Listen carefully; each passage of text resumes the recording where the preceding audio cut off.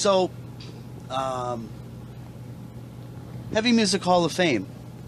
Give me record, give me band, give me guitar player. Heavy music? Whether it's metal, hardcore, whatever. We don't pigeonhole either. So, I mean, I'm calling you the carpet here, pal. I mean, to me, I know there's a list. When it comes to hardcore, I mean, like Agnostic Front, like I think they take the cake when you talk about Victim in Pain and Cause for Alarm and those. Set the bar. You know, a lot of people. Yeah, a lot of people can argue Cro-Mags too. You know, Discharge, of course. You know, in the UK and back then they were, you know, our version of the Cro-Mags and Agnostic Front. But Merciful Fate's my favorite metal band of all time. The old stuff though, like before they broke up. Yeah. The old stuff. Well, I mean, I just kind of feel like say that. I kind of feel when they broke up and got back together, the music was a lot more similar to King Diamond solo than it was the old. It was different times. Sure. You know, my favorite bands are the Rolling Stones and Kiss and Blue Oyster Cult. You know, but when it gets to heavy music, I love Suicidal Tendencies. You know, the old stuff, that's obviously the more raw hardcore stuff. But when they went metal and they did those records too, and even after that, when they were putting out stuff on their own label, those records were really under the radar. I think they're a great band. I love Sam Hain. I don't know. I mean, I love a lot of the UK punk stuff. Peter and the Test Tube Babies and all those bands, like, you know, just that UK 82 scene. Man. You can put it all in there, because to me it's all... You're digging deep, my friend. Motorhead for sure. I mean, to me, if you want to talk metal and that scene, it all starts with Motorhead and Venom. Okay. Those were the bands that were out before Slayer, Metallica, and all them, you know? Yeah.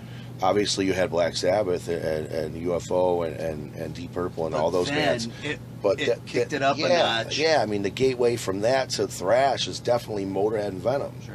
You know, the first Venom came out in, 79, 1980, and Motorhead, you know, they were on in the 70s. So that's the raw stuff. Three-piece bands making a bunch of noise, you know. But to us, not really knowing how to play. You're right, but to us it wasn't noise. To us it was great because... It was a vision. We had, exactly. Honestly, it was like, what the fuck just happened? Sure. So what are we saying?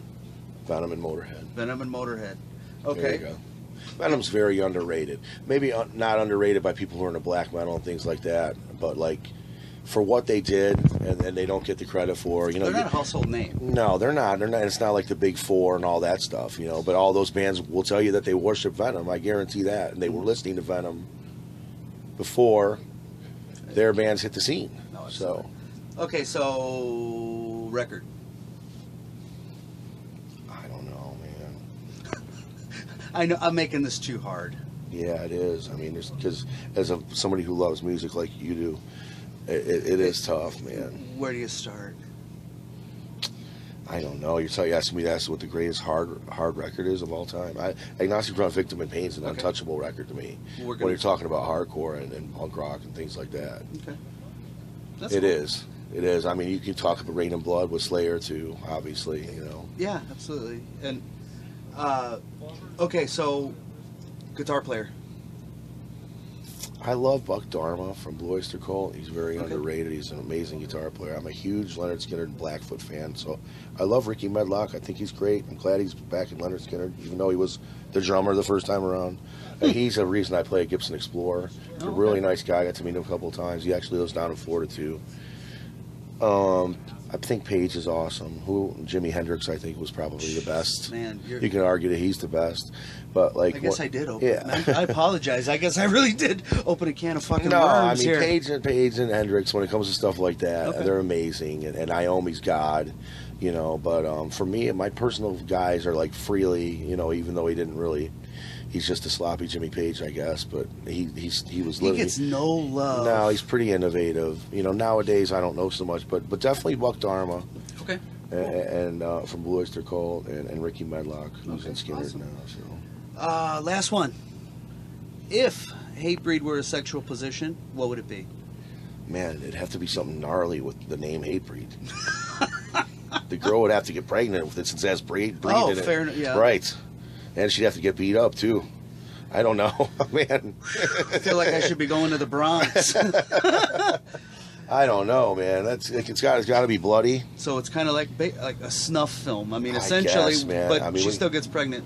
Yeah, she does. I mean, it's. Oh, there's Wayne. Uh-oh. There's Wayne. Hey, Well, hey, Wayne, want to come in here? we can. You know what?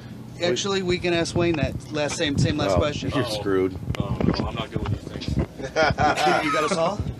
How's it going? Hey. We could cuddle up. Yeah. I don't Both have guitar flannel players on are those. here. Yeah. Hey, everybody. This is Wayne. He's the Wayne. other guitar guy. Wayne. Can I say something awesome? While Wayne's here, real quick. Don't kiss him. We Yeah, just don't finished the tour. We just finished the tour of Black Label Society, and Wayne loves. I love Zach too, but not like Wayne. Wayne's like Randy Rhoads, Zach Wild. Those are like his guys. So it was a dream tour for us, for him, Absolutely. for him to go out with Zach, and they were great people, and the tour was amazing. Well, last night of the tour yesterday, Zach gave him his own personal BLS vest. He did. Yep. It was great. So that was pretty awesome, I thought, and nice of Zach to do, and. I mean, someone that I've listened to since I was 14 years old. One of my, teenage guitar And he's- heroes, and if he- you will. And he's 15 now. Well, yeah. I know.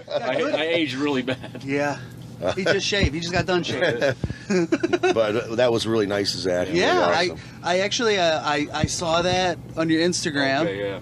and I was telling Frank I wasn't quite sure who I was going to be talking to, so I wrote an interview. Well, essentially for everyone. I'd say that's really doing your homework. And actually one of the questions on yours was it was more of a statement of kudos to getting the Doom Crew vest. Oh, yeah. Great. 'cause Especially he handed it to me right from him. I saw the picture. That he wore on stage, yeah. Me fangirling. Hey. Hey.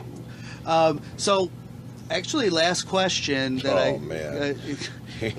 final question was, if Hatebreed was a sexual position, what would it be?